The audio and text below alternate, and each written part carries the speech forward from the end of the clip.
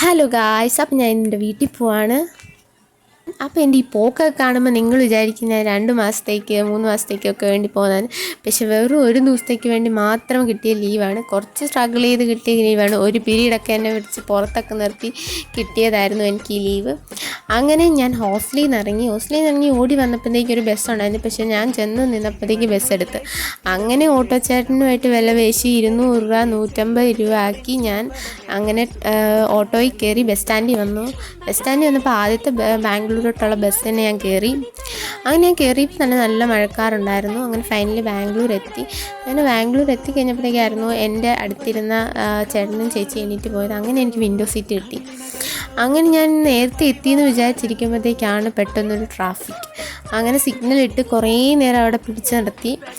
അതൊക്കെ കഴിഞ്ഞ് finally KSR Bangalore bus സ്റ്റാൻഡിൽ വന്നു.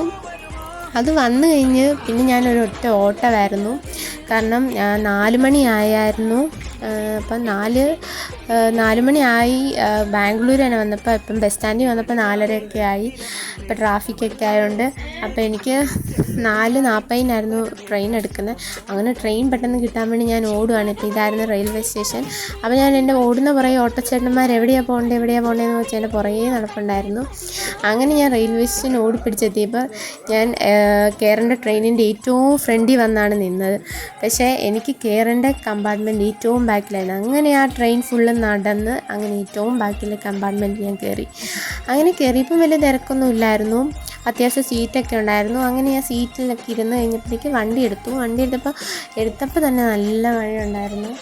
അങ്ങനെ മഴയൊക്കെ ആസ്വദിച്ചിരുന്നപ്പോഴത്തേക്കാണ് അടുത്ത സ്റ്റേഷനിൽ നിന്ന് കുറേ ചേച്ചിമാർ കയറി വന്ന്. ഒരു ചേച്ചി വന്ന് എൻ്റെ കാലിനിട്ട് തട്ടി.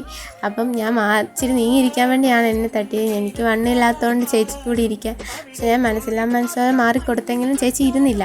അത് കഴിഞ്ഞപ്പോൾ എൻ്റെ ഓപ്പോസിറ്റ് വന്നൊരു തക്കുട് വാവ് നിൽപ്പുണ്ടായിരുന്നു. അവൻ എൻ്റെ ചാർജറിലിട്ടായിരുന്നു അവൻ്റെ നോട്ടം, അത് വലിച്ചു പറിക്കാൻ. അത് കഴിഞ്ഞപ്പോഴത്തേക്ക് ഇതാണ് നോക്കുന്ന കുറേ കുട്ടിപ്പടകളും കൂടി വന്ന് അവിടെ നിൽപ്പുണ്ടായിരുന്നു.